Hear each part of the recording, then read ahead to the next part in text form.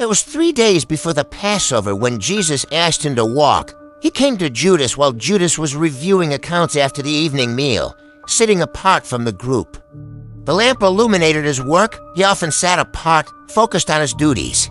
He said, "Come walk with me, quiet, conversational, the way you speak to someone you are comfortable with." They walked out of the village and up into the hills above Bethany where the path curved. From there, you could see Jerusalem lying below. Its 1,000 lamps making it look like a net of stars laid on the earth. The Temple Mount was visible as a denser concentration of light at the center. They stood and looked at it together, side by side. "You see clearly," Jesus said, not a compliment, but an observation about a quality he had noticed and valued. "I try to," Judas said. He meant it as a simple acknowledgement. He felt, standing next to this man, that there was no point in playing any game of presentation or performance. "You see what the others don't want to see." Judas was quiet.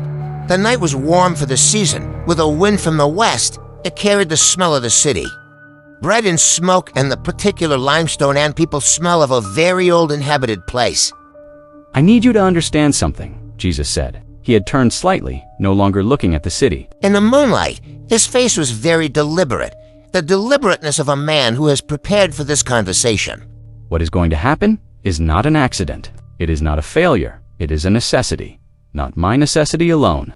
A necessity of the world." "Your death," Judas said. He had never said it directly before, always referred to it obliquely. Saying the word made it more real. He felt it land between them like a stone. "My death, my arrest first, my trial, my execution. And afterward, something I cannot describe to you. Not in a way that will make sense before you have seen it, only after the world requires redemption. The cost of the world's redemption is this. I have known this since the beginning. Since before the beginning, it has been written, and the writing is true." "Then let it happen without me," Judas said. The sharpness in his voice surprised him. "The priests are already working toward it. Caiaphas has already decided. You don't need." "It needs to happen at Passover," Jesus said.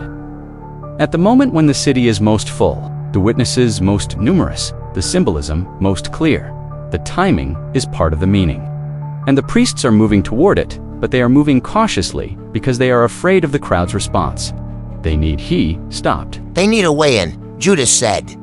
Someone who can identify me, who can tell them where I'll be, who can bring this to the necessary conclusion at the necessary moment in a controlled way.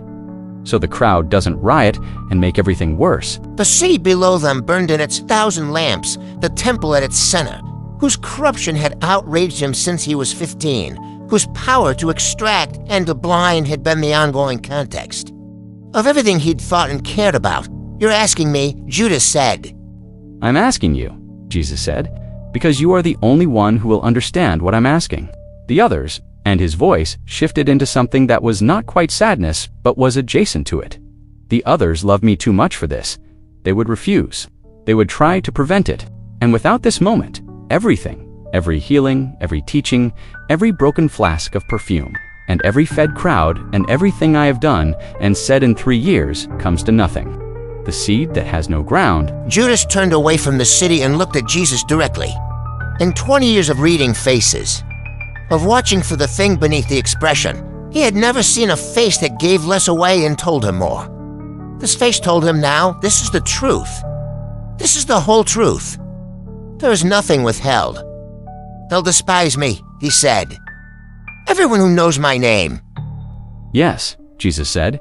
He did not qualify it, did not try to soften it, for a long time. "Is that the price?" Judas asked, carrying this alone, being known as the betrayer.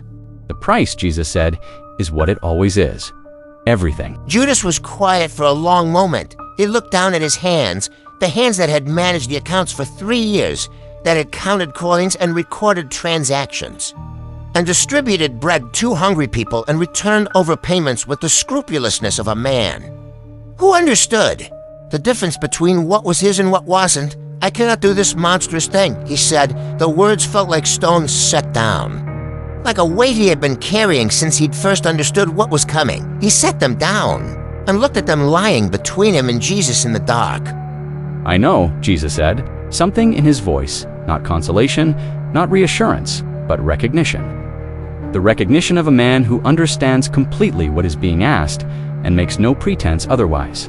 That is why I am asking you, a man who understands that it is monstrous, who carries the full weight of that understanding, and who does it anyway out of love for something larger than himself. That is a man I can trust with it.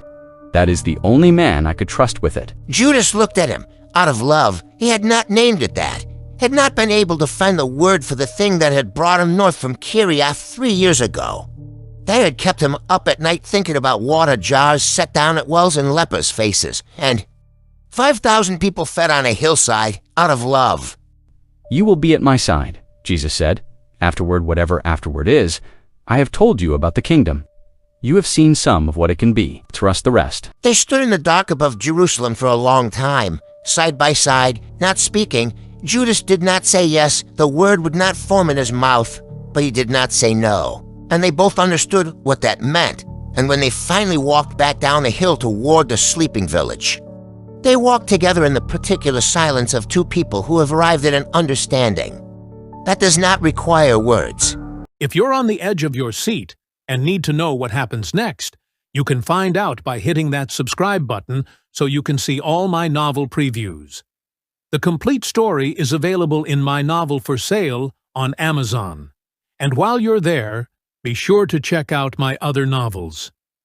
They range from science fiction to adventure and historical. Thanks for listening, and I'll see you in the next chapter.